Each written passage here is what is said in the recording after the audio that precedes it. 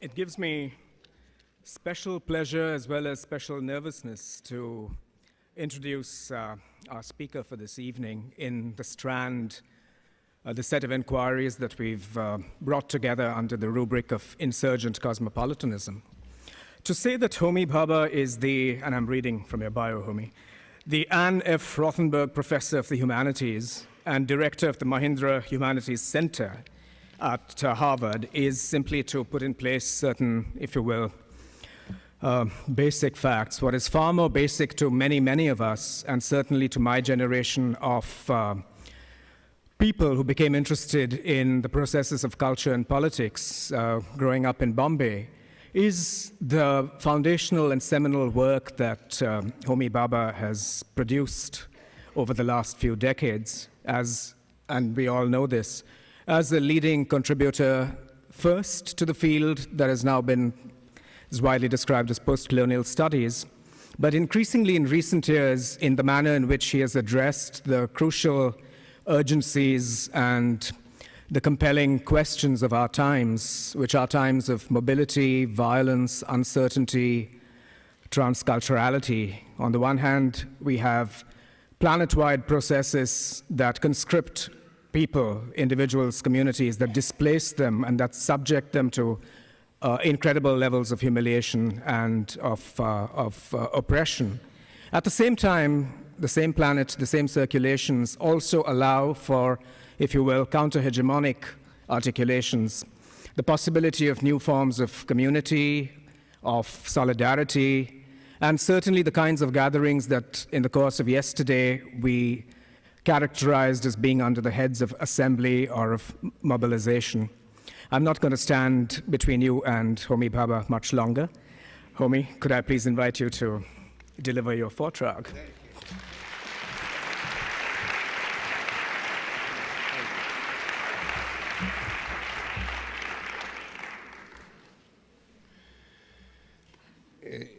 Thank you, Ranjit.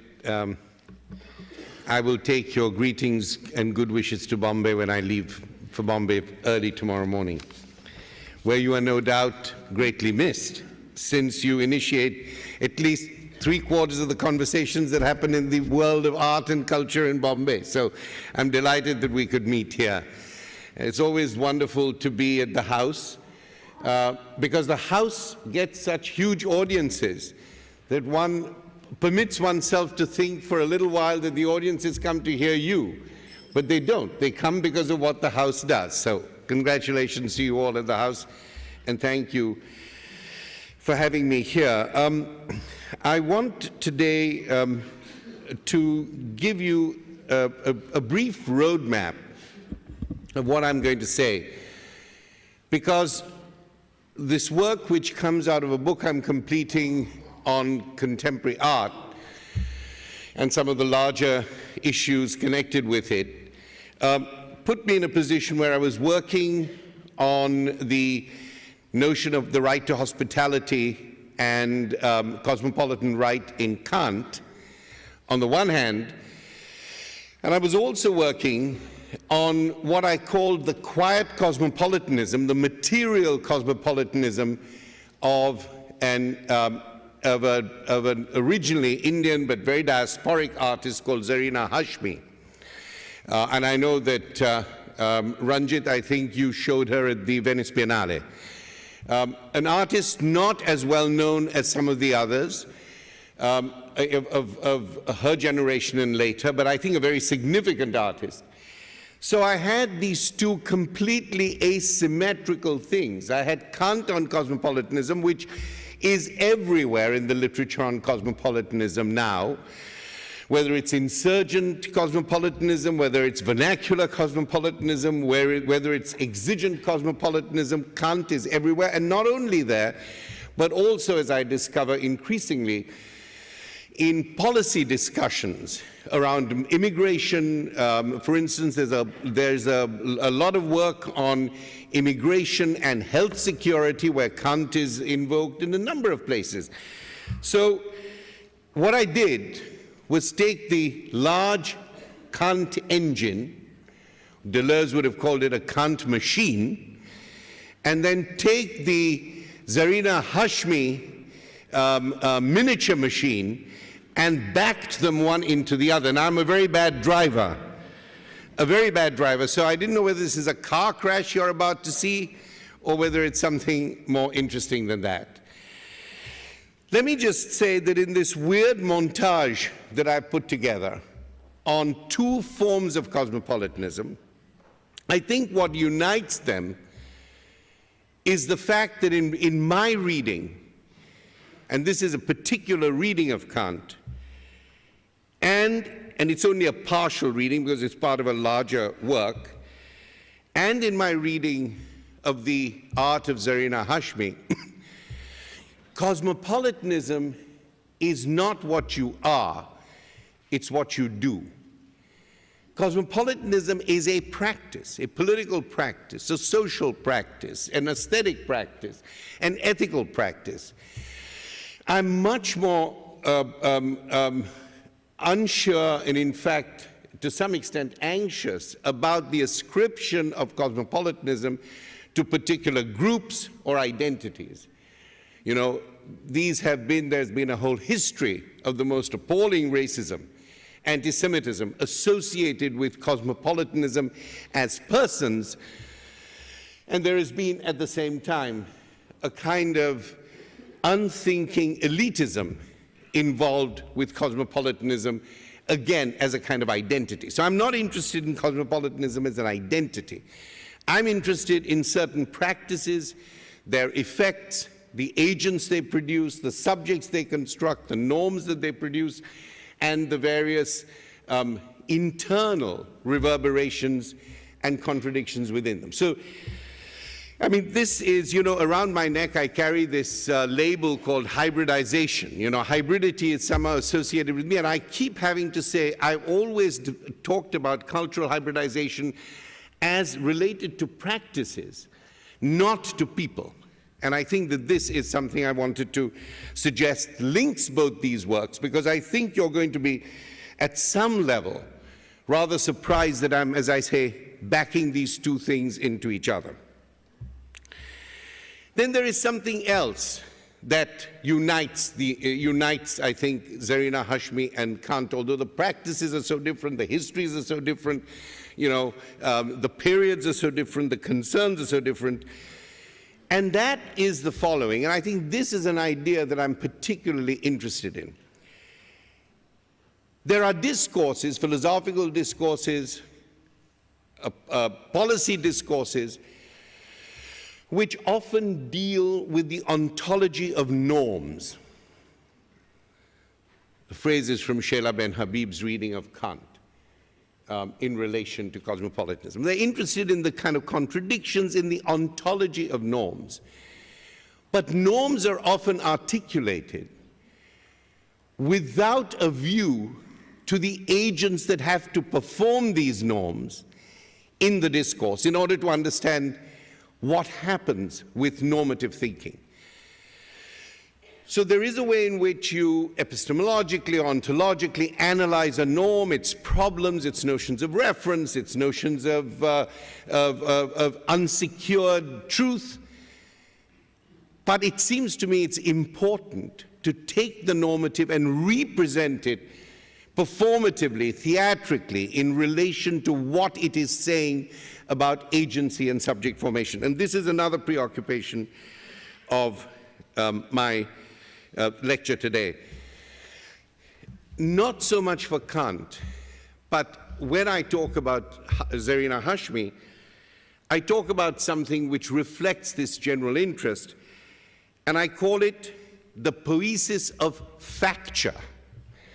Not manufacture, not fact, but facture.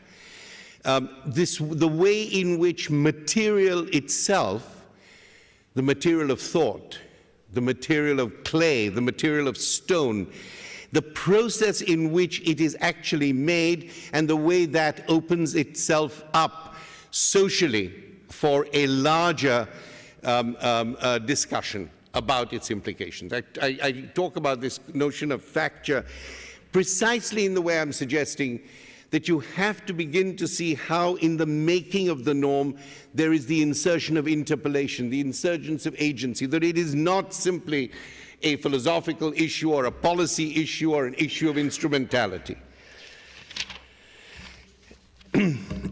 I just highlight some of these ideas because, as I was saying to some friends a moment ago, I don't think I have a conclusion.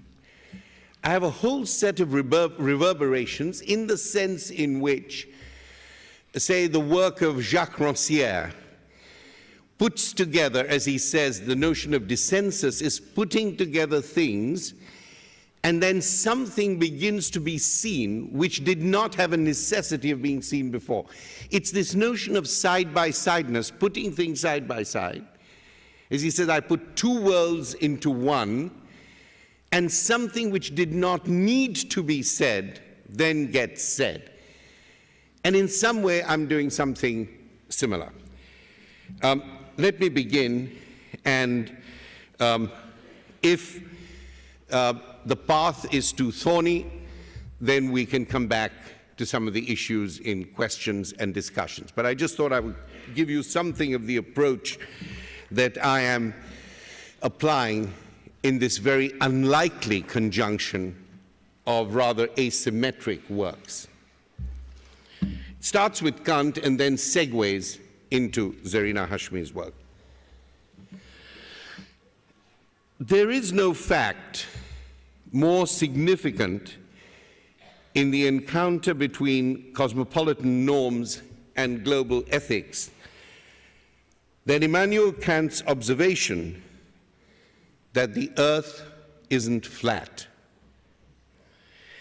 Had the earth been a capacious plain of infinite unfolding horizons, it is conceivable that peoples with adverse beliefs and conflicting interests might have had space enough and time to live in silos of separation without impinging upon one another. The spherical surface of the planet makes this linear living impossible, and it is upon the evidence of the globe's curvature that Kant constructs both his moral geography and his international jurisprudence. The larger implications of our spherical existence are simply, and I think quite significantly, stated by the legal philosopher Jeremy Waldron, whose work on Kant I'm particularly interested in. Waldron writes, we live on the surface of a sphere, and he's writing paraphrasing Kant, so that if I go far enough away from you in one direction, I will sooner or later find myself approaching you from the other direction. The homespun adage, I don't know how it translates, but the homespun adage, what goes around comes around, might be a quotidian version of the wisdom of the sage of Königsberg, who conceives of cosmopolitanism as a right grounded in the moral imperative, and I quote, to act in such a way that you treat humanity, whether in your own person or in that of another, always at the same time, and never as an end, and never merely as a means. Such a lineage of affiliation and mutual recognition installs the ethic of universal hospitality as the centerpiece of Kant's cosmopolitan right. And despite its ambivalent shadow lines, and indeed there are many ambivalent shadow lines in Kant's notions of cosmopolitanism, hospitality, and the notion of right, Kant's concept of hospitality has made him, as I said in my introduction, our contemporary in many ways and in many places. Let me quote the passages that have been most often worked on in thinking about this. I mean, I'm thinking about Habermas, I'm thinking about the Habermasian recent Tanner lectures by Sheila Ben Habib called Another Cosmopolitanism, which also looks at this passage. The passages I'm thinking again about about Derrida and his interest in these particular passages, Jeremy Waldron. So let me just, for those of you who may not be interested in this issue, or just clue you in and cue you in with a slightly large quote from Kant, which I will be working with quite in some detail. Here, as in the preceding articles, it is not a question of philanthropy, but of right. Hospitality means the right of a stranger not to be treated as an enemy when he arrives in the land of another. One may refuse to receive him when this can be done without causing his destruction, but so long as he peaceably occupies his place, one may not treat him with hostility. It is not the right to be a permanent visitor that one may demand. A special beneficent agreement would be needed in order to give an outsider a right to become a fellow inhabitant for a certain length of time. It is only a right of temporary sojourn, a right to associate, which all men have. They have it by virtue of their common possession of the surface of the earth, where as a globe they cannot infinitely disperse, and hence must finally tolerate the presence of each other. Originally, no one had more right than another to a particular part of the earth. Uninhabitable parts of the earth, the sea and the deserts, divide this community of all men, but the ship and the camel, the desert ship, enable them to approach each other across these unruled regions and to establish communication by using the common right of the face of the earth, which belongs to human beings generally. In this way, distant parts of the world can come into peaceable relations with each other, and these are finally publicly established by law. Thus, the human race can gradually be brought closer and closer to a constitution establishing world citizenship. But to this perfection, compare the inhospitable actions of the civilized and especially of the commercial states of our part of the world. The injustice which they show to lands and peoples they visit, which is equivalent to conquering them, is carried by them to terrifying lengths. America, the lands inhabited by the Negro, the Spice Islands, the Cape, were at the time of their discovery concerned by these civilized intruders as lands without owners, for they counted the inhabitants as nothing. In East India, Hindustan, under the pretense of establishing economic undertakings, they brought in foreign soldiers and used them to oppress the natives, excited widespread wars among the various states, spread famine, rebellion, perfidy, and the whole litany of evils which afflicted mankind. I just have one further paragraph, but at this point I just want to bring to mind, why Kant is so contemporary. I mean, if you read Stiglitz's book on the world, on the IMF and the on the IMF and the Washington Consensus, as you know, the sustained metaphor of it is, as he says explicitly, the colonial relations set up in these global times by these institutions. I mean, it's very clear. It's right through his book. The whole metaphor is about colonization, explicitly. And then if you think about the exportation of democracy with the at gunpoint around the world, you again begin to see how absolutely relevant this is. There's either commercial or it's military or it's now, and this is some work that I'm doing very currently, the question of security. this notion of security, forgives all. Since the narrower or wider community of the peoples of the earth has developed so far that a violation of rights in one place is felt throughout the world, the idea of a law of world citizenship is no high-flown or exaggerated notion. It is a supplement to the unwritten code of the civil and international law, indispensable for the maintenance of the public human rights, and hence also of perpetual peace. The public human rights, not the human rights which suggest that you can have your rights as long as you have them at home or within your community. The human rights as they affect the restructuring, the reforming, the rethinking of the infrastructure of the public space and the public sphere. The universality attributed to the law of hospitality is not without a sustained tension between the ethics of arrival and the politics of residence. Hospitality is extended to the stranger to put him or her out of harm's way. So, in a way, this part of Kant sounds rather like refugee protection.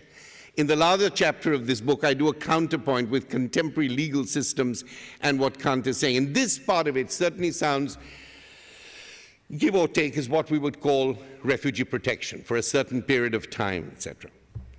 So long as the stranger is a docile, deferential subject who, as Kant says, peacefully occupies his place. Hospitality makes the stranger a supplicant, I believe, not a claimant. So even though this notion of what Derrida calls the universal law of hospitality, I just wanted to show that it is highly shaded, and the shading is more available not at the normative level, not simply at the level of meaning, but also at the level of metaphor. And I believe that there is a way of reading Kant which is not often done, which is from the aesthetics back into the politics and the ethics. And I've tried to do a little bit of that tonight. Rights of residence that establish you as a fellow inhabitant or citizen for a certain length of time are a consequence of special beneficent agreements. Set against the territorial regulation of sovereignty and security is the natural law of universal hospitality, signified by the globe's spherical surface that provides the grounds for what Kant calls a cosmopolitan right. But natural law is already being complicated here, if you can see. The notion of the natural law is both articulated in itself, and it's already complicated, not simply because of sovereignty and security, but of the shading that Kant is giving it. Cosmopolitanism, then, sits astride a gap between the terrestrial and the territorial, between the natural law of hospitality and constitutional sovereignty. The law of hospitality has an interstitial, mediatory presence that gives Kant's cosmopolitanism a certain insurgent reality. Sheila Ben Habib observes, the right of hospitality is situated at the boundaries of the polity. It occupies the space between human rights and civic and political rights, between the rights of humanity in our person and the rights that accrue to us so far as we are citizens of specific republics. And it is this insurgent interstitial space that creates the ambivalence in Kant. And my argument is that the usefulness of Kant in so many different spaces and for problems is because it is ambivalent. That is not to say that its ambivalence should not be calculated, but that is what has made it so translatable and so transferable. Kant's caveats reveal a peculiar tension between universal hospitality without limits, as Derrida names it, and the restrictions of sovereignty.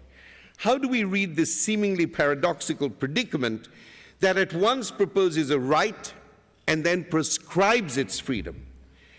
I am tempted to call this a moment of dissensus in the spirit of Jacques Rancière's use of the concept in his reading of Kant's aesthetics. Dissensus is the essence of political argument and action. It would be, in my translation, qua Kant, the construction of a paradoxical world that puts together two separate worlds, hospitality and sovereignty. That's the idea from Rancière. Two worlds two separate worlds, asymmetrical, different scales put together. What occurs in the process of dissensus is neither, I believe, a confrontation, nor, as we would see it, a mode of dialectical contradiction. It is, Rancière claims, a gap in the sensible itself. The paradoxical emplacement of two worlds side by side makes visible that which had no reason to be seen. The phrase is Rancière's. Not only is the structure of dissensus, the putting of two worlds in one and the same world, analogous to the structure of Kant's argument, putting hospitality and sovereignty stroke security in the same world, but it captures the spirit of those political subjects and ethical commitments that make Kant our contemporary. Kant's stranger throws into relief the partial and incipient sovereignty of the nation in an era of global expansion and communication in the realms of travel and technology. The law of hospitality questions the necessity of an imagined community and is suggestive of our duties and obligations in post-national contexts. Not only does Kant narrate the origins of the spherical global rights of the Earth's surface from the perspective of borderline or peripheral subjects, the disempowered, the migrant, the colonized, the refugee, the exploited, but in so doing, he interrogates the status of citizenship rights as the imprimatur of modern political identity and agency. However speculative his views on world citizenship may be, and indeed they are, Kant's democratization of the concept of legitimate political agency outside of the aura of citizenship is closely aligned to the aims of Rancière's concept of dissensus and the general trend of my own work. Rancière writes, if there is a positive content for this term dissensus, it consists in the dismissal of categories of those who are or are not qualified for political life. The very difference between man and citizen is the opening up of an interval for political subjectivation. The question of the political subject is not caught between the void term of man and the plenitude of the citizen with its actual rights.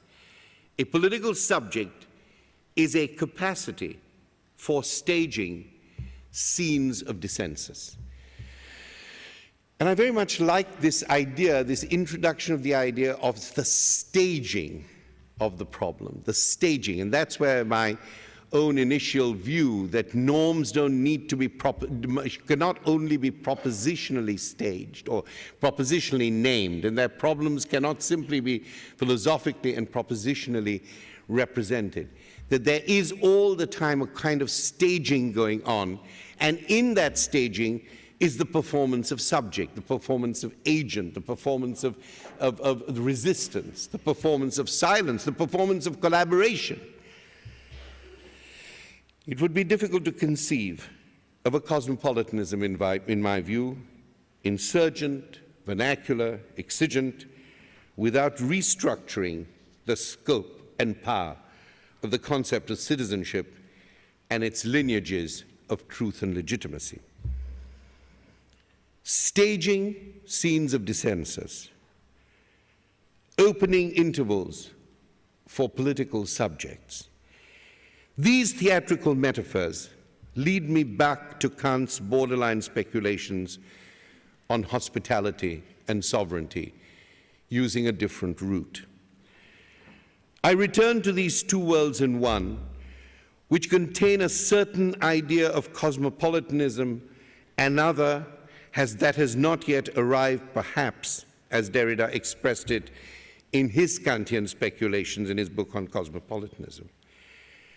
My reading will attempt to show something which had no reason to be seen by reading Kant's speculations on the normativity of cosmopolitan ideas in an aesthetic mode, reading them as tableaux or scenarios that provide a staged narrative of the right to hospitality.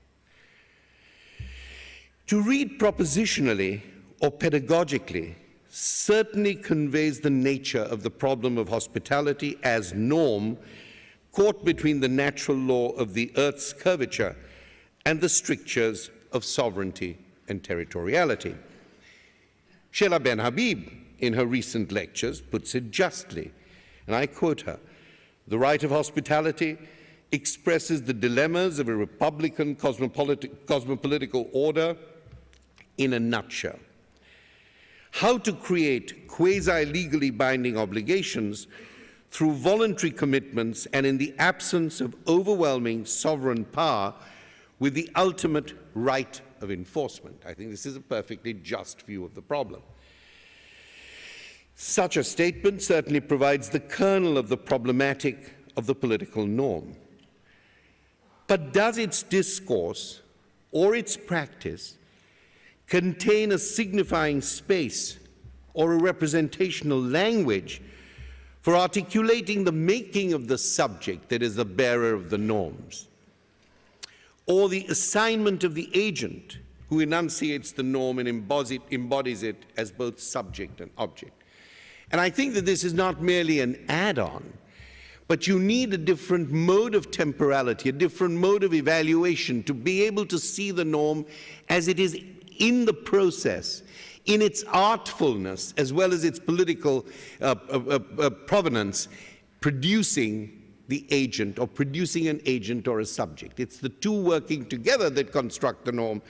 And I believe there is a kind of language that doesn't do that work, and it has to be done simultaneously. It cannot be done separately, in my view, if there is going to be a kind of active, agential role coming out of the work of philosophy at the same time.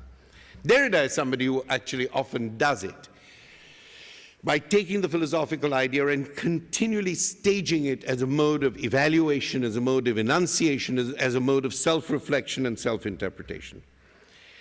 Now, this becomes all the more pressing a problem when Ben Habib makes the important claim that, and I quote her, "The ontological status of cosmopolitan norms are beset by the revolutionary paradoxes of their own beginnings. Their legitimacy cannot be justified through appeal to antecedents or to consequences. It is the fact that there was no precedent for them that makes them unprecedented. Equally, we can only know their consequences once they have been enacted and adopted." You see, the language of working out or working through is continually there, but the normative discourse does not permit it to actually express itself in the process of agent or subject formation.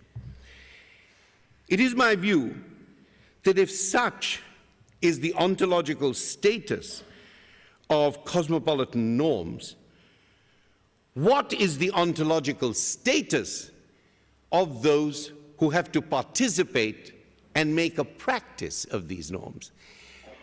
If this is an ontological conceptual status, what about the ontology of agency, of practice?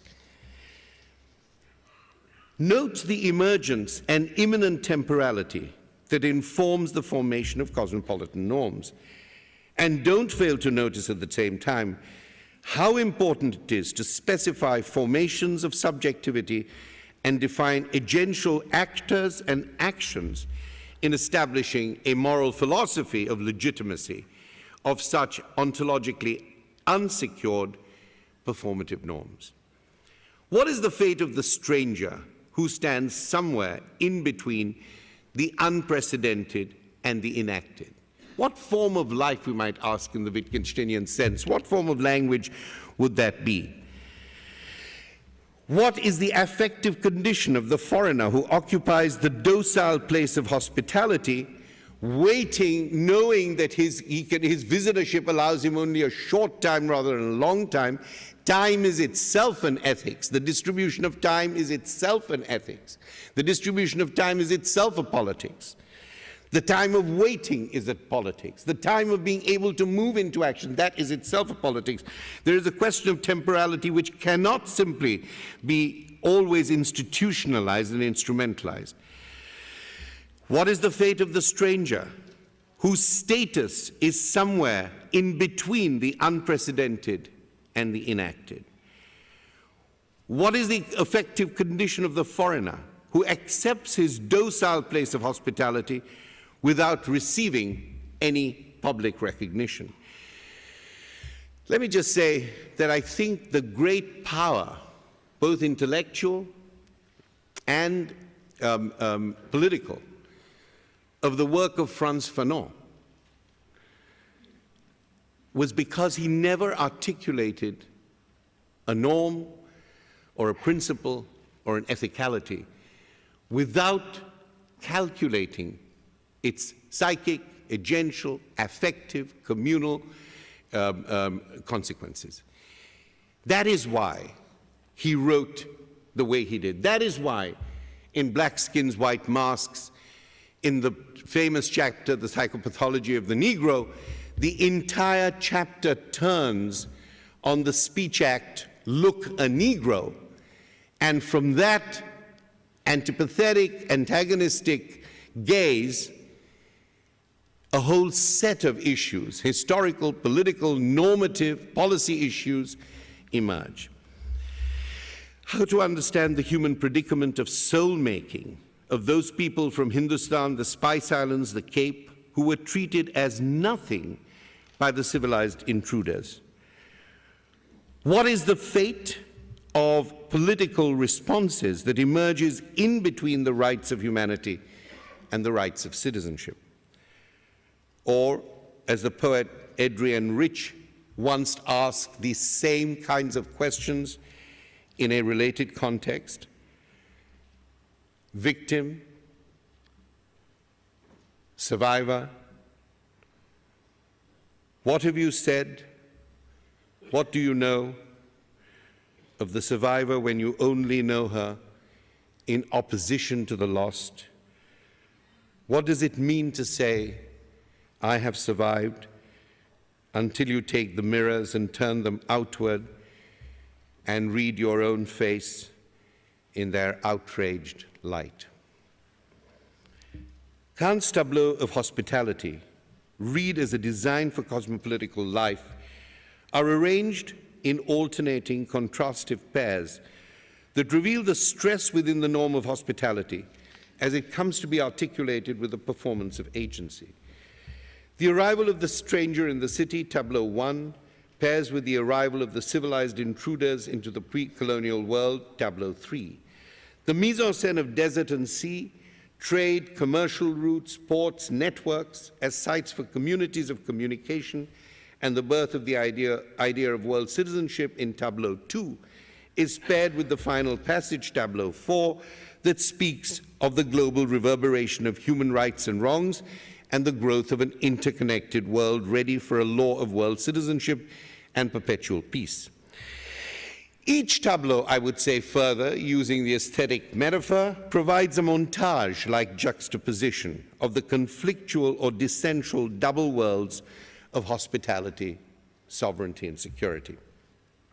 The enactment of the entangled relationship between norm and subject and agent production, a kind of supplementary aside, is revealed in the historical drama of Kant's language as it discloses its political imaginary. The first tableau represents the arrival of the stranger in the city. The discourse of hospitality is cast in the shrouded language of negations, even when it speaks of legal protections. The stranger must not be treated as an enemy. His stay is limited. Although he may be tolerated, he cannot expect to be recognized or represented in the public sphere. His status falls well short of fellowship and citizenship. The right to hospitality reads like a negative set of rights, like negative rights, and a liminal freedom at best. The scenario of the second tableau is the unruled, uninhabited domain of sea and desert, unmarked by territorial boundaries and national borders. Here, the human community is constituted not by residence, but interestingly, in our diasporic moment, by the trope of movement, motion, travel, circulation. It is as if it is only outside the residential city that the spherical network of rights of the society of man can be realized. In such circumstances, communication becomes an important aspect of the ethical community. Communication is to be understood in Kant, as I believe in Hannah Arendt too, as the shared conversation of human solidarity. We might think about that notion of communication in terms of discourse ethics, the politics of recognition, the ethics of enunciation, Agamben, or proximity, Levinas. But communication must also be understood as the intercultural capacity for dignity and respect, the desire for the translation of norms and the negation of values. Communication reveals the right to the face of the earth. It brings closer a constitution of world citizenship. But it's very interesting that communication and movement, mobility, are the two sites for the possibility of the construction of a constitution of world citizenship, communication and mobility. The third tableau displays the inhospitable actions of the civilized in their colonial conquest, for they counted the inhabitants as nothing under the pretense of economic understandings. These Western powers, political and commercial, violate their short-term visiting rights and abuse the law of hospitality. It's very interesting to think of the imperial adventure as a form of visitorship, and then to try and derive from that form of visitorship what its ethical and political responsibilities might have been. It's a visitorship. Now, here Kant subtly and pointedly undermines the natural law of progress, of cultivation, labor, invoked to justify empire in a kind of Christian commercial terms by taking responsibility for land without owners. This whole idea of land without owners, which we know very well, because it is exactly what Locke said and the way Locke justified the conquest of the Americas, on the one hand, and some Zionist nationalists justify the occupation of the Palestinians' lands, the founding of Israel, on the basis of lands that were themselves empty. And I think here again, in a really foresighted way, you begin to see the reason why Kant is invoked so much now for an ethics of migration and an ethics of globalization. The fourth and final tableau amplifies the double theme of communication articulated in the unruled landscape of desert and sea. Here, communication extends to the ethics of care and protection identified with an international civil society. The techne of connectivity, established perhaps through Adam Smith's notion of empathy, I'm trying to think of what would be contemporary sort of, or Kant's concept of right, creates a culture in which the violation of rights in one place is felt throughout the world. This world community, however virtual, is a proleptic force that must be brought home and established in the historical present. Kant's aspirations are often read as being utopian, indeed they are in many ways, although the emphasis on communication and mobility as the ground plan of an ethics, a communication and mobility, an ethics of movement, an ethics of neighborliness in the sense of encounter. These, I think, are deeply important, and this is why Kant's notion of travel, movement, and the construction of an imaginary of community, of communication, seem to me to be extraordinarily resonant with the work of Zarina Hashmi, as I will show. My reading emphasizes the making of the norm from the point at which it interpolates a subject, implicates an agent, and identifies a people as well as a mode of life. This leads us to an issue that goes beyond the conflict between hospitality and sovereignty, which is the basic normative conflict that has been focused on in the work on Kant. What I've tried to display is a deep stirring present in the language and rhetoric of Rite to Hospitality itself, in which the conflict is not simply between sovereignty and hospitality, but is internal to each of these political and ethical conditions of life. There is a kind of internal aporia, an internal splitting in each one of these, whether it's sovereignty or whether it's hospitality, and that eventually gives us the possibility of moving, in, as it were, to another place, because each one of them is interestingly fractured. And in the larger version of this, I talk about that particular process by invoking what is not often invoked when Kant's notions of cosmopolitanism are addressed in the essay on perpetual peace, which is the notion of the unsociable sociability of the human being, that internal ambivalence. So that is an ambivalence, the unsociable sociability, which is in Kant a kind of splitting in the subject itself. There is always a desire to be sociable, then there is always the other moment, the moment of repression, the moment of competition, the moment of extinction. A very Freudian notion. It always surprises me that Kant is not read in conjunction with Freud, particularly with Civilization and its Discontents.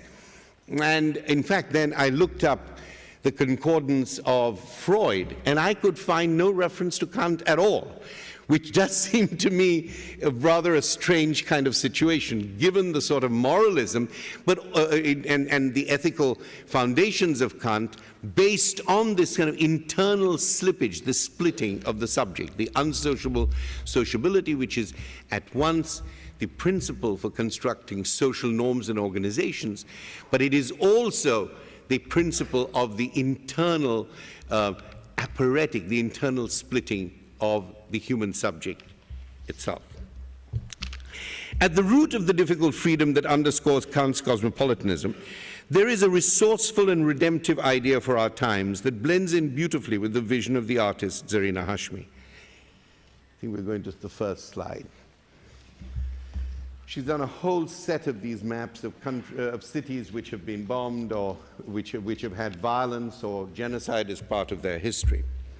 Very much a kind of cosmopolitan identification with violence, very much in the spirit of Kant's third paragraph, the one about the destruction of lands and the destruction of peoples. With a slight modification of Kant's notion of cosmopolitan right, it would be true to say that Zarina's work has moved across regions and established communication by using the common right to the face of the earth as her platform. The movement of peoples, as Kant and Zarina know only too well, are caused by different kinds of histories and given shape in different media and in different forms. What is unfailingly true of most journeys is the experience of displacement and the experience of discovery, at times despairing, at other times elevating. The legal philosopher Jeremy Waldron sums up Kant's idea of cultural movement, diasporic or exilic, in a way that speaks directly to the ethics of community and communication in Zarina's work. Much of our life is lived on the road or lived in circumstances where we are often, and in Kant's phrase, unavoidably side by side with strangers, with people alien to what our traditions and our community may be. Displacement and dispossession are profoundly unsettling experiences in the making of a life, but their influence on Zarina's work, her choice of materials, her cultivation of craft and technique, her conceptual savoir-faire, has shaped a career with an emphasis on the ongoing poesis of facture, the ongoing poesis of facture. I deliberately use the somewhat arcane word facture in the spirit in which Hannah Arendt uses the word poesis to emphasize not only the human labor invested in making the things of this world, but also the way in which making the object entails the coming together of a people in the process of reading, interpretation, or what Arendt calls the human inter-est, that which lies intangibly but forcefully between peoples. Each étape of Zarina's existential journey seems to have posed a significant life decision, while at the same time repositioning her as an artist who has been repeatedly faced with the choice of new materials and practices, what I call the poesis of facture. Each geographical move and cultural shift leads to an engagement with materials, techniques, and traditions valued for their locality or their foreignness of their provenance. And with each such revision of concept and craft, Zarina maintains a remarkable aesthetic integrity in furthering her own visual language and deepening the historical resonances of her iterative inscriptions. The second slide. These are very typical of her work, ground plans of sites of home, metaphorized, imagistic, metaphorized, analogical ground plans of architectural drawings. And in fact, the only other person, I think in this version of the paper, I don't have it, I think I was looking at various architectural drafts, theories of architectural draftsmanship, and only Loos talks about the affect of space very much in the way in which Zarina does. That these very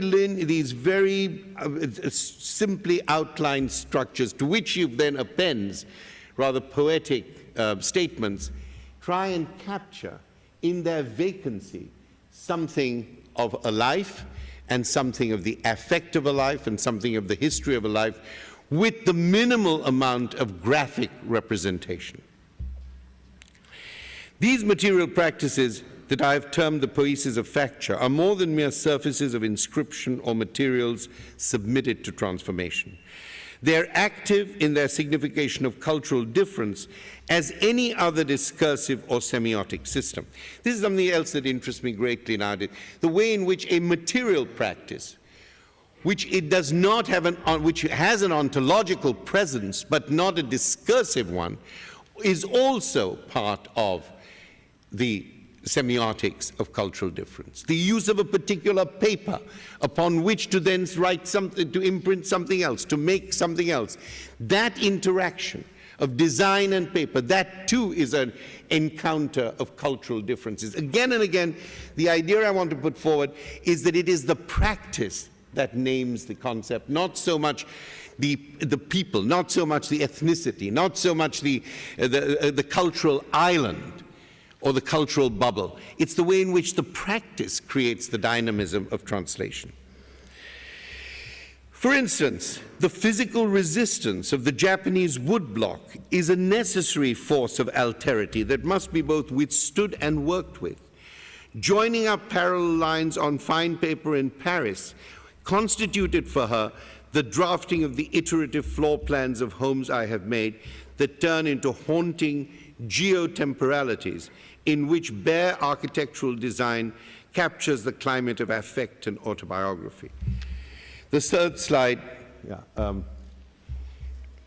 planted a garden of roses from Aligarh, New Delhi, uncertain time. This is what I mean. These are geotemporalities. They're not simply historical moments. They're much wider than that. And they're as much in the stating. The reason why I link this with the Kantian notion of the norm is here you have a particular design, a particular codified way of, within a particular discourse of architecture, and that is taken, and what is opened up into it is the place of the agent, the place of the subject. It's continually the two things are worked at the same time. When image and text are read side by side, I cannot help noticing a secular ironic displacement of the relationship between Islamic calligraphy and sacred architecture. Just as the ornate calligraphy of Quranic verses and historical dates cover minarets, mosques, and mausoleums as records of collective memory, so here the ground plans of homes are labeled with personal dates and attached to poetic evocations that recall thresholds of memory in Zarina's narrative of private displacement and public dispossession. Zarina's quiet cosmopolitanism of craft and concept fulfills a need for cultural translation that she sees wanting in contemporary art historical discourse. In an interview, Zarina bemoans the fact that, and I quote her, "We don't have the fluency to be able to talk about people who come from different cultures within contemporary art historical discussions. Everything has to be explained within the rhetoric of existing paradigms." Zarina's work, as I have argued, represents just such a paradigm of fluency in the articulation of cultural difference as facture. In the experience of her art, alterity is not merely a hermetic practice of ontological inquiry or ethical responsibility. Her engagement with the Japanese woodblock, Islamic calligraphy, Sanganer pulp, Richard Serra's Corten steel, or Eva Hesse's skeins of striated threads are in themselves intercultural interlocutions. In this sense, then, the issue of alterity becomes an ethics and an aesthetics of facture, of making progress as poesis, rather than aspiring to the social construction of vertical or teleological notions of progress. Seen in this way, intercultural art and practice recalls Walter Benjamin's proposal in his great essay, The Task of the Translator, that cultural translation is a coming to terms with the foreignness of languages, with the foreignness of your own language. Such a foreignness is a discovery that emerges in the very act of facture. Translation reveals the liminality of both the indigenous and the foreign. Working with materials and modalities of cultural difference, whether linguistic, visual, or digital, demands something other than finding a consensual form of resemblance or appropriation. Translation does not aim to achieve likeness in an uncomplicated mimetic sense. Translation, which is itself in the realm of literary and cultural facture, the prime idea of hospitality, translation is fraught with the productive tensions that Agamben describes in his inquiry into the complications of the concept of similitude as an aspect of alterity. Let me quote him briefly. There are two words in Latin that derive from the Indo-European root meaning one: similis, which expresses resemblance, and simul, which means at the same time. Thus, next to similitudo, or resemblance, there is simultas, that is the fact of being together, which also implies contradiction, rivalry, enmity. And next to similare, to be alike, there is simulare, to copy, to imitate, which also implies to feign and to simulate. Translation, then, my friends, is, in the act of hospitality, always part of a necessary border conflict for which we endlessly negotiate memoranda of understanding. The task of translation to liberate what is imprisoned in the foreign tongue or tradition, while breaking through the decayed barriers of the indigenous tradition, is precisely part of Zarina's project. The fluency that she seeks is to be found in the freedom of intercultural translation, not in the burden of multicultural representation. One such tryst or touch of translation that encompasses different aesthetic and historical traditions, while enabling each work to pursue its own laws of fidelity, is visible in placing, slide 4 please, in placing Munakata's Hara, a line at the foot of Mount Fuji, beside Zarina's Threshold, 1999. Munakata's emphasis on the itaga, or the weight of the woodblock itself, and she actually worked in that tradition, itself in the hanga practice of printing, influenced Zarina. How does a translational relation of similitude work? In what way do fidelity and freedom coexist? Munakata's abstracted outline of Mount Fuji, the iconic site and sign of the Japanese homeland at once sacred and scenic, has a narrow, uninked line that runs along the base of the mountain. This is Tokaido, the pre-modern road from Tokyo to Kyoto. Very iconographic, very emblematic.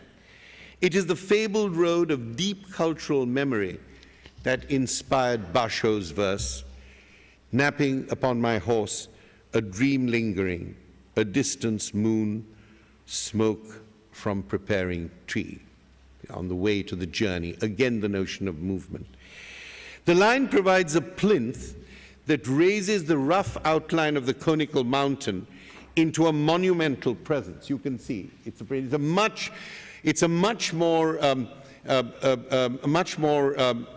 less embellished representation of Mount Fuji.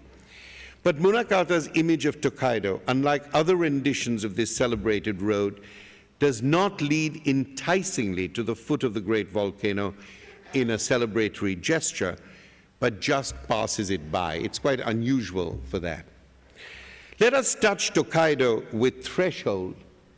Home is a foreign place, as a tangent touches a circle lightly and at but one point, as Walter Benjamin said. And compare Munakata's line with Zarina's plinth-like cantilevered line, which has to be read from right to left like Urdu, where it is tethered to the paper's edge. The threshold vibrates in midair. However, in spite of its narrow depth, the angle that cuts the edge of Zarina's line provides a mimetic lure for the eye.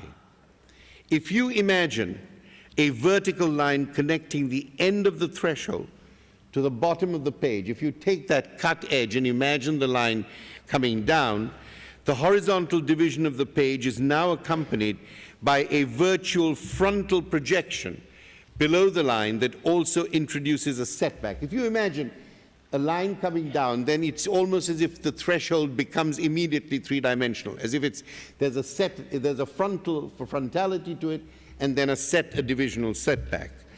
Very much taking that line, and in this great work, which is, I think, a seminal work of hers, you begin to see the notion of the threshold emerging, the threshold which is then used again and again in much of her work.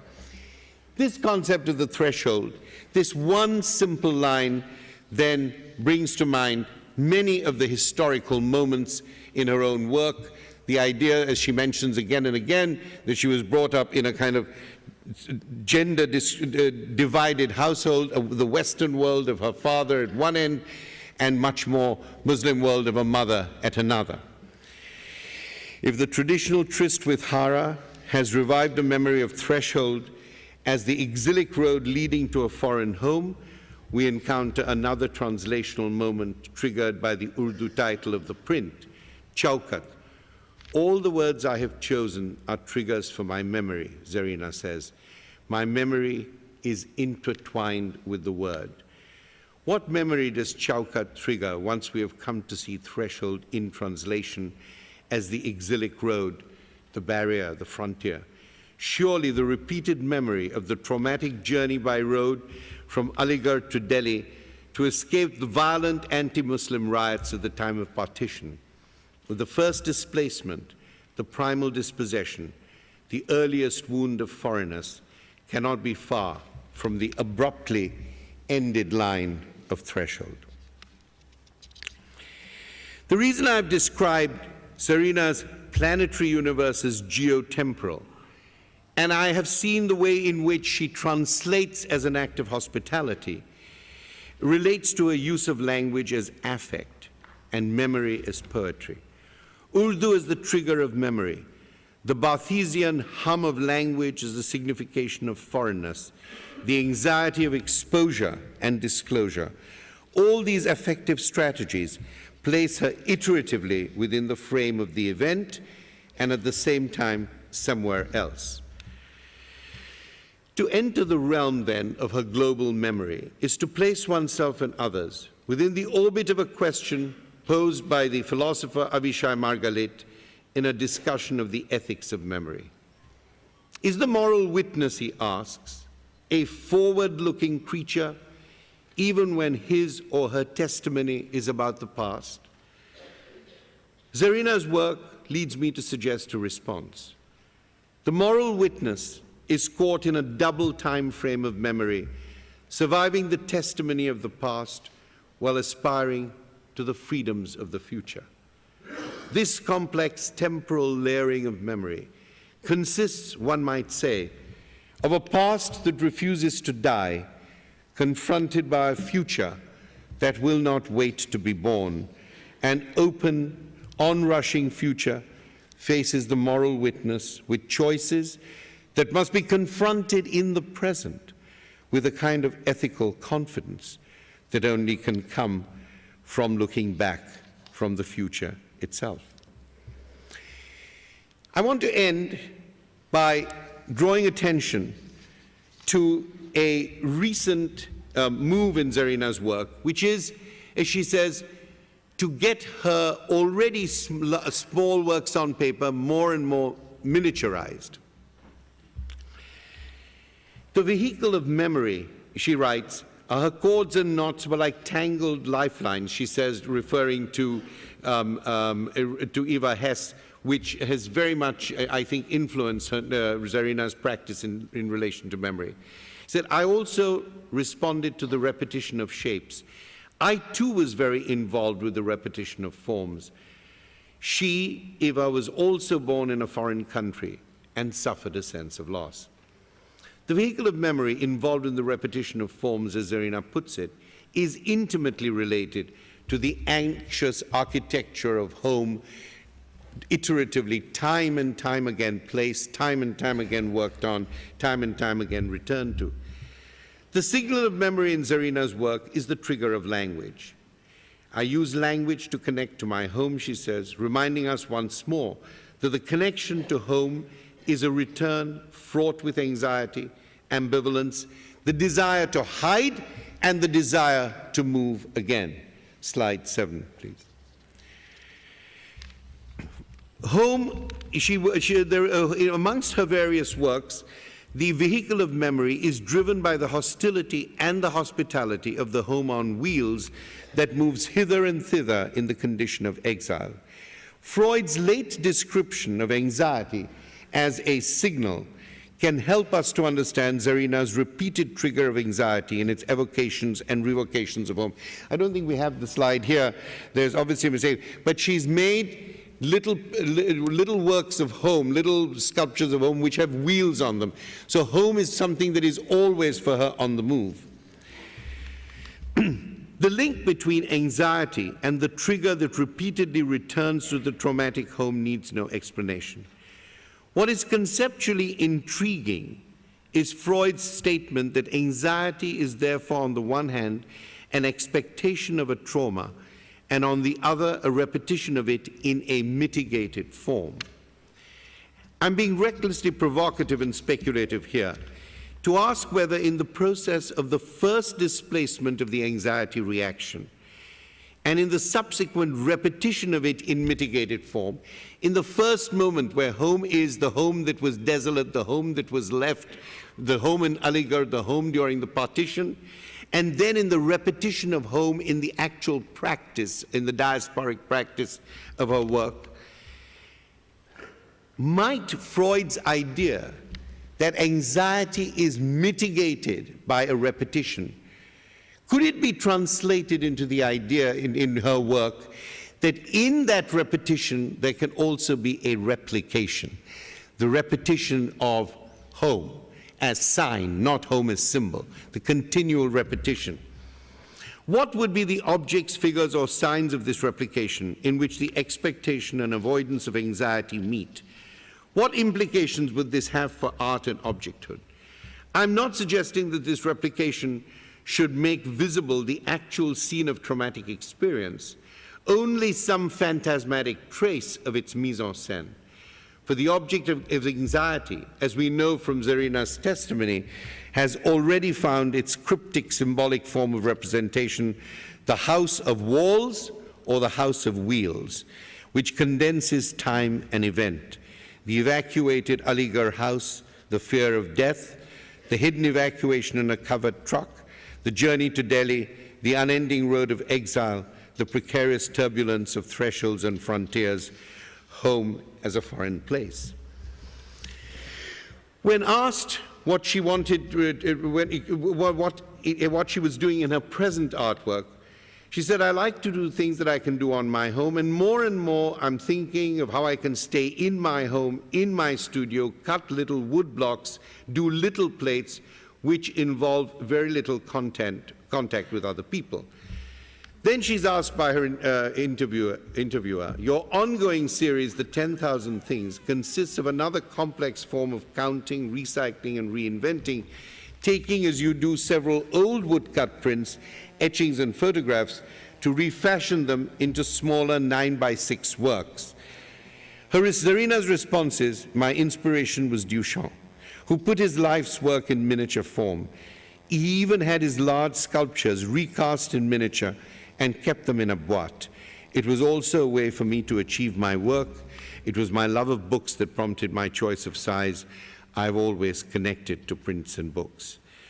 Could it just be that the trace of anxious trauma as replication becomes a repetitive practice of the poetics of scale? Is mitigation, making something less, making the trauma less, conceivably linked to making things smaller as an iterative practice, not making them smaller for one time, but making them smaller again and again, so that they will grow themselves through their smallness to become something much bigger than bigness? Is one of the ways in which anxiety presents itself then, this kind of cosmopolitan anxiety of exile, to repeat something, to mitigate the pain of the trauma of leaving, but also to find a joy, to find a pleasure in making small things that continually are the capsules of memory that keep returning, that incrementally they are bigger than the things that are big? Is the mitigation of trauma the measure and making of the miniature? Anxiety leads a double life. It is both menacing and mitigating, caught up in repetition and replication. That is as true of Kant and his shadowed and shrouded notions of hospitality as it is of the hospitality of the home on wheels and the home with walls in Zarina's work. The object is fragile, with an anxiety that embeds itself in the diminishing scale of the work, repeatedly making the object smaller and smaller. To travel, you need to work economically, you need to move economically. As the object diminishes, the iterative drive of a kind of cosmopolitan global memory rages. It increases its scale of recall, enlarges its desire for the diminishing object. Memory rushes back and forth to make sure that what threatens to disappear continues to live on in its quest and search. The survival of anxiety's art objects, or of the anxiety of cosmopolitan living, is wrought in a chiasmatic tension. As it becomes smaller, it lives longer. Again and again and again. And this is why great works of art, or the journeys we make, are impossible to forget because they're difficult to remember. Thank you.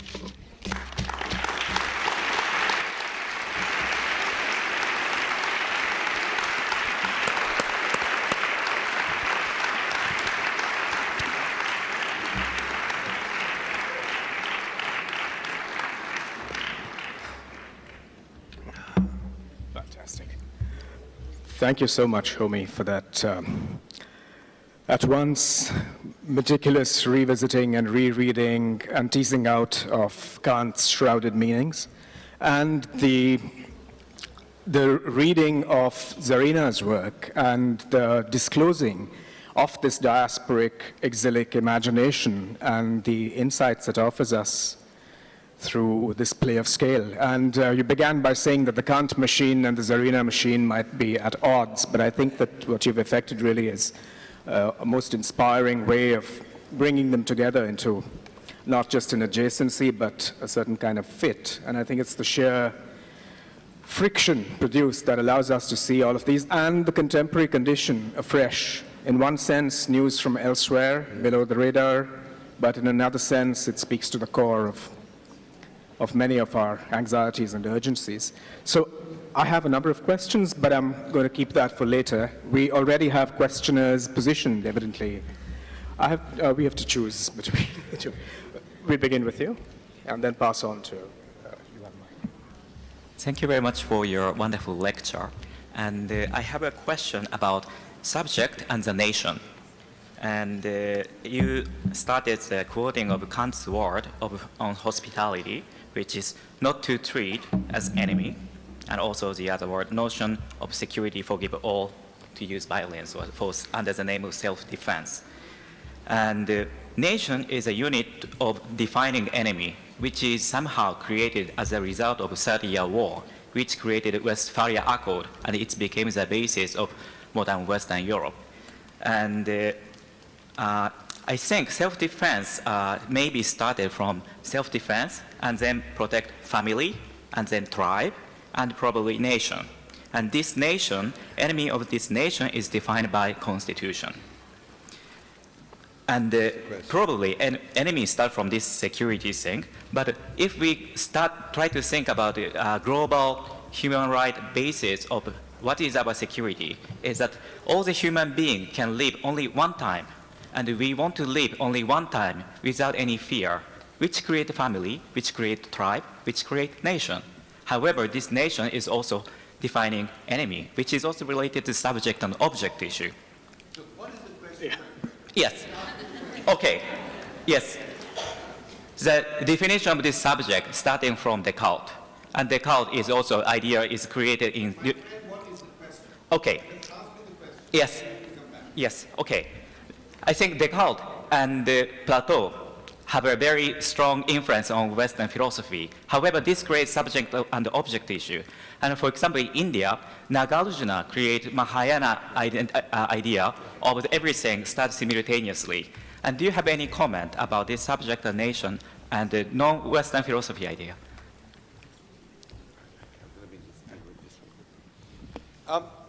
I think, you know, the ascription of subject and agent is very specific. It's not only culturally specific. And I'm, you know, without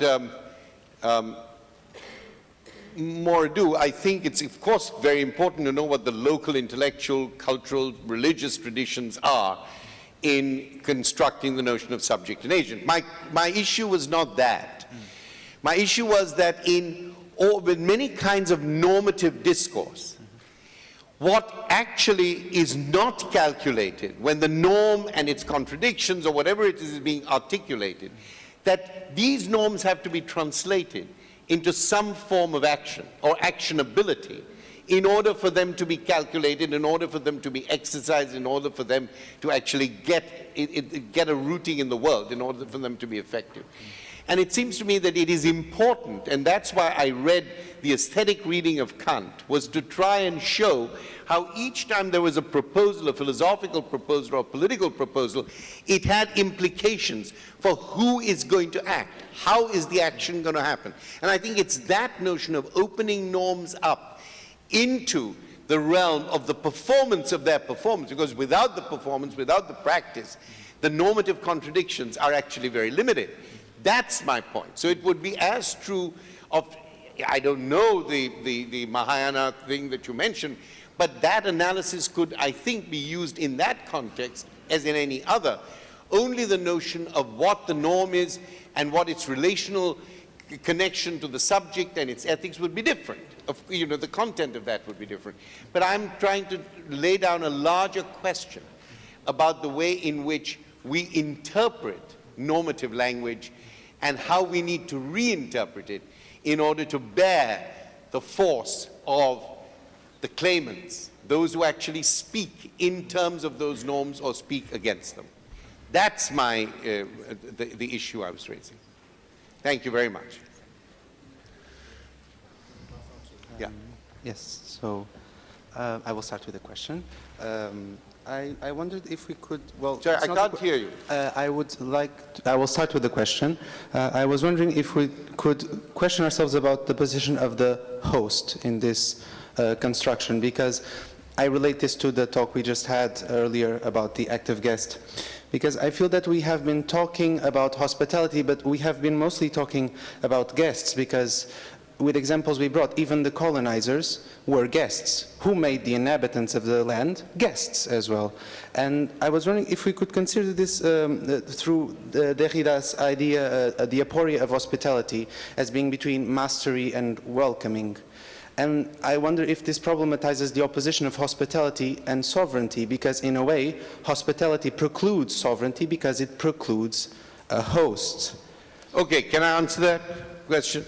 Well, you know, the reason I did not, the reason that I only touched on Derrida here is because I feel that, interesting though that etymology is, and interesting though the concept is, I think too much, in a way, has been made of it. The question, the issue of hosting, the issue of hosting is clearly that the host and the guest, there is that internal tension, there is that internal aporetic issue that you raise. But what I was trying to suggest, and what I would be more interested in, and this is through Kant's own notion of unsociable sociability, is that that there is a kind of double splitting continuously. There are four parts to this problem. There is not only the ambiguity or the ambivalence between host and guest, and who is the host and who is the guest, but the host itself, as indeed like with sovereignty, is internally split again.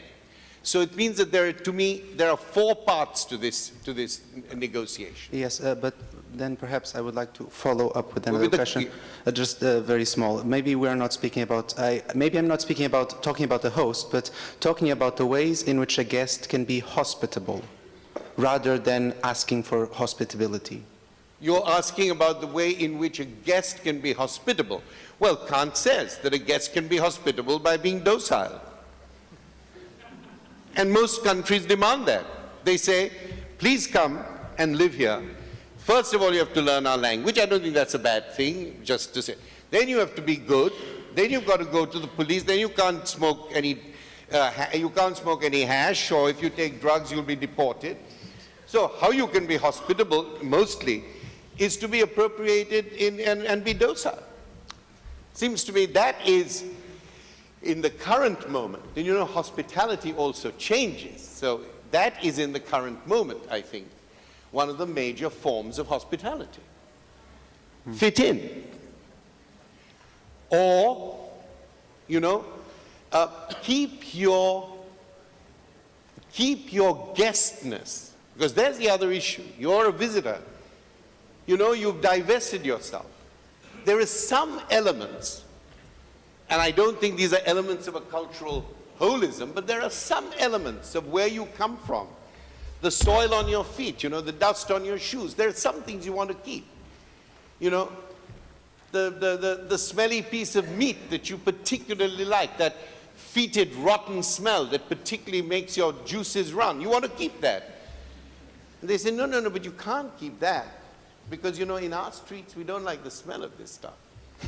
So I think that hospitality, or to be hospitable, or to be a hospitable guest, is also a very problematic thing. There is, of course, a very important issue here, and I think which does speak to what you say. And I've been very interested for a long time in a particular kind of legal decision-making called of cultural defense cases. Cultural defense cases where people say, I've only followed the American case law here, where people say, you know, in my country, if my wife even dared to say that George Clooney was moderately attractive, you know, I could slash her face, or put her eyes out with a brazier.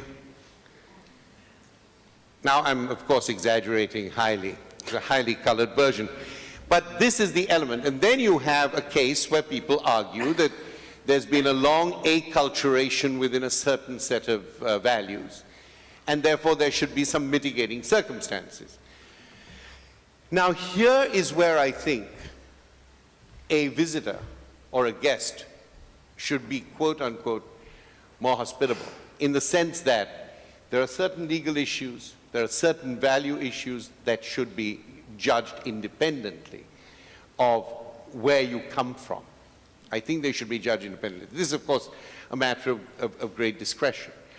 But what tends to happen is that your crazy cultural value can land you in prison, and then some indigenous person's equally crazy value can be just seen as a little eccentricity of a rich and deep culture. We've got to be aware of that too. Thank you.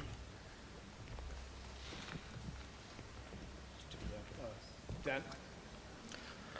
I have a question in relation to your discussion of Zarina's work, particularly in relation to her depictions of home and latterly the homes on wheels. I was wondering how you felt that either the actuality or the symbol of nomadism related to these works and your wider discussion of it.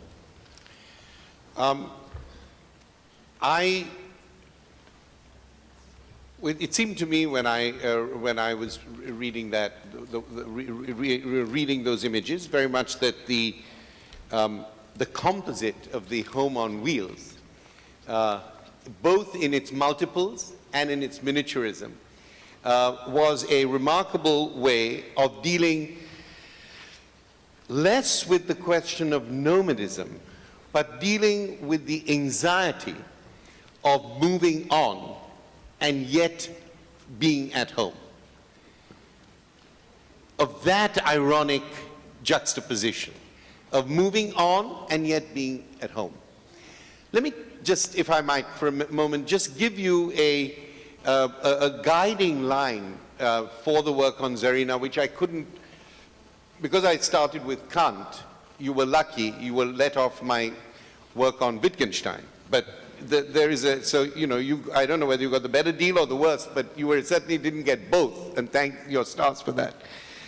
But when I started working on Zarina's work, and in much of the work that I'm doing now, I've been meditating, reflecting on a rather, for me, extraordinarily rich moment in the cultural notebooks, where Wittgenstein says, and the first line shows how wrong he is. He says, Western scientists will never understand my work. You know, this is, of course, the most ironic statement, I think, in all of contemporary philosophy. Western scientists will never understand my work because I'm not interested in progress. I'm not interested in building a building vertically. I'm paraphrasing it. I'm interested in thinking perspicaciously of other possible foundations. So it's an incremental, lateral notion of progress, as I ended with, you see? Not making the one big work that will always mark the life and mark the life of others by the life of the artist. But in this incremental back and forth, back and forth, back and forth, that there is a kind of progress of that kind, which is why I suggested that in order to understand that progress, you couldn't simply move forward. You had to move backward and forward so that the memory comes in. Because memory is always, in a way, belated and proleptic. Right? It's always belated, yes, and it is proleptic. It's always trying. And it's that movement that I felt was part of the chain of her metonymic presentations work. And then when I tried to think of the affect, trying to be true to what I'm saying, that I think that when we make propositions, particularly in art or culture, we've got to see the affect, the agency question, as well as the propositionality. When I was trying to think of that, the question of scale and repetition came to me. Scale, anxiety, and repetition. I was continually working those three things out. Then it came to me that perhaps when things become small or when they fade, then memory becomes even more ferocious to try and find them. And that point is when I thought of the Freud, that maybe the mitigation of anxiety, anxiety has to provide the trigger of the past. There has to be some affective mode that reminds you of what the trauma is. And then in the repetition, you mitigate it. And that's when I thought maybe there's a link between mitigation, making things less, Yes. and making things small, and then making things small again and again and again makes them more. Absolutely. So does that suggest that the artwork eventually disappears? No. No? No, I think what happens is that the symbol might disappear, but the sign of the work, its signature will... I find this very interesting because my work deals with Roma aesthetics. And one of my suggestions is that the artwork is absent from the Roma experience. So this idea of the diminishing dimensions of the artwork I find intriguing because it kind of ties in with this idea of the symbolic gesture of art without necessarily having to maintain the artifact. Exactly. But you can maintain the artifact by maintaining, in a way, the space and silence of it. Yes, yes. You don't have to realize it. And I think that also links quite often with historical memory. Good. Thank you for that Thank you. very thoughtful question. Thank you very much. Yeah, Hello. Hello. When speaking about the policies of facture and material itself. Sorry, I didn't hear you. I'm old and deaf, yes. When speaking about the policies of facture and material itself as material of thought or material of a stone, as you said, would you question that there is a possibility for material itself to represent and deliver the information that it holds without shaping it into a specific form? And here I refer to art production. More. Refer to? Art production, in art production. Yeah, that was very much one of my points. That the provenance of the material also has its resonance. You know, we tend to read these things,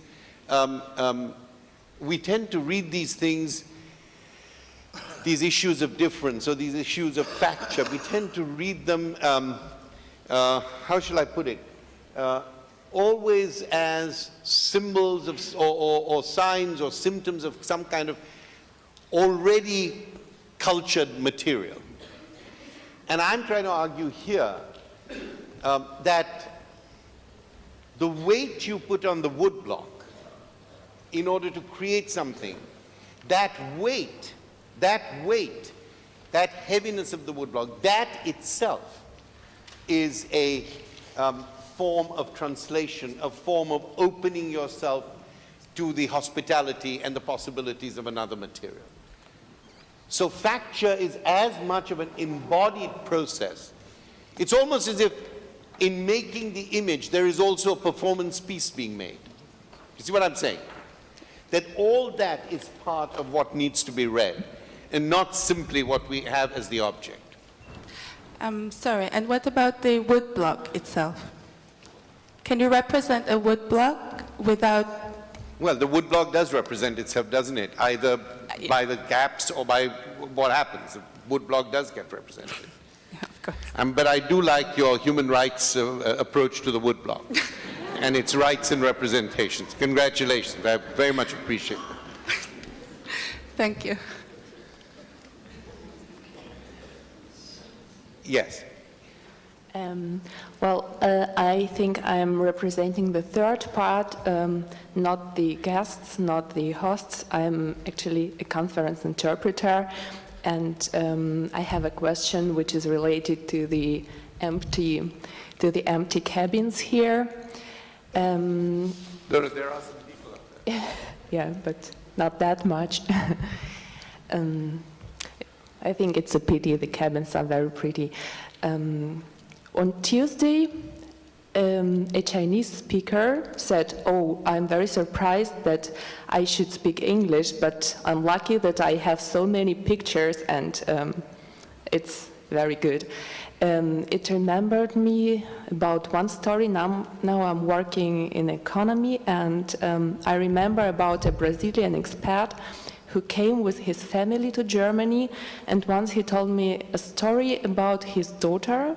One morning, she had a very pretty doll, a very expensive doll, and she said, "Daddy, can I take the doll to the kindergarten?" And he said, "No, it's too expensive and you cannot take it to the kindergarten." And she said, "But Daddy, German children, they don't want to play with me because I cannot speak German, and if they see the doll, they will come to me and they will play with me." So she couldn't speak German, but it forced her to be creative. And my question is very simple. Is it good? Is it bad? Is it normal that the cabins here are that empty? Did you experience it in other capitals, in other big cities? Well, thank you. Well, well, first of all, let me say that whenever I finish speaking, I always thank the interpreters, because without them, we would have no global memory, we would have no global communication or conversation. So, thank you very much. Up those up there, yeah, please, in those two cabins.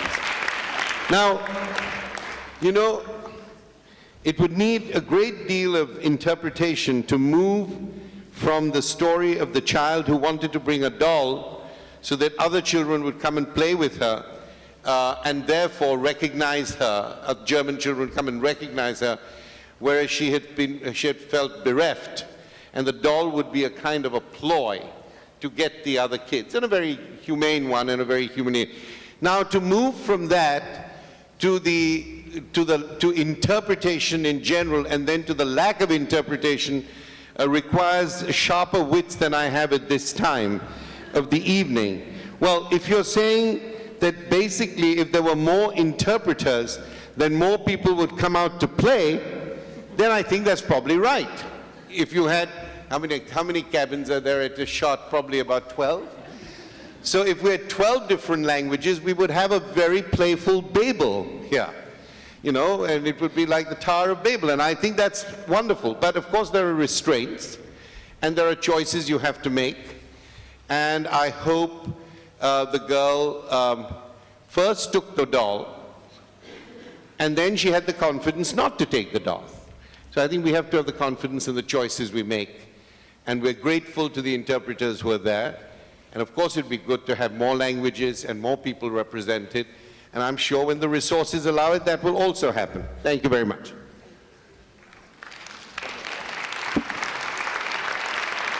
Thank you so much, Homi. And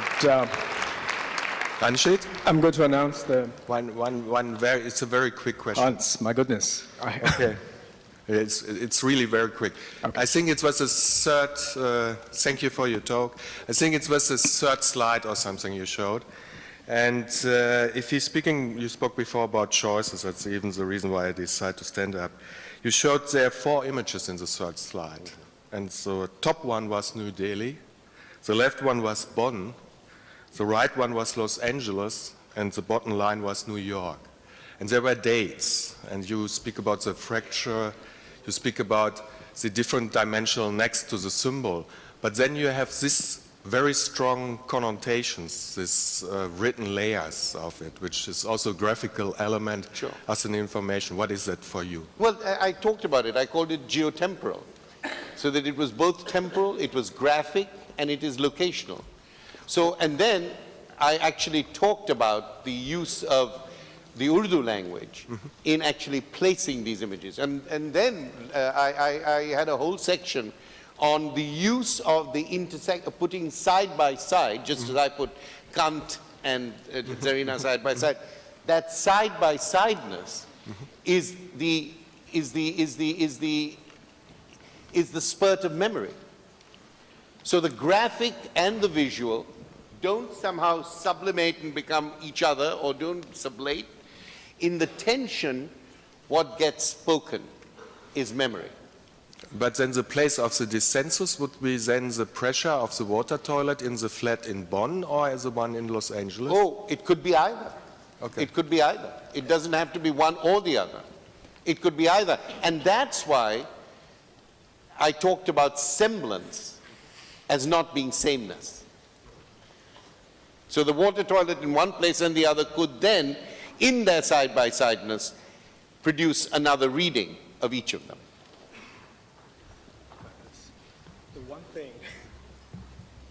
The one thing we unfortunately can't have is the simultaneity of performances. So I hate to be the time management bureaucrat, but we're going to segue, thanking you, Homi, for this inspiring and provocative presentation. I'm going to call on Maria to introduce our next speaker.